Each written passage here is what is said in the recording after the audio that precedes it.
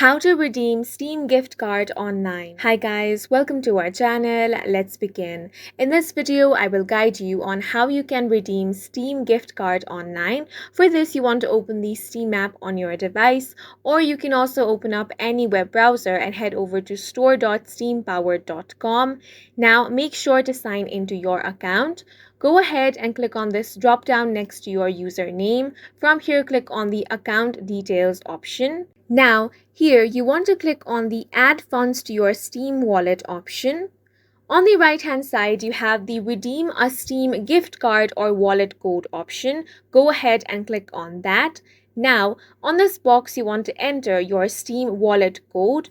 Go ahead and enter the gift card code over here. After you have entered that, click on the Continue option. If the code you have entered is valid, it will be successfully redeemed.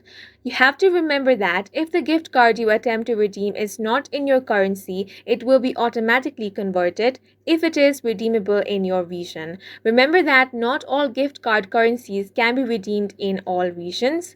In this way, you can easily redeem the Steam gift card online, and that's it for this video. If you found it helpful, please make sure to hit the like button and subscribe for more videos like this.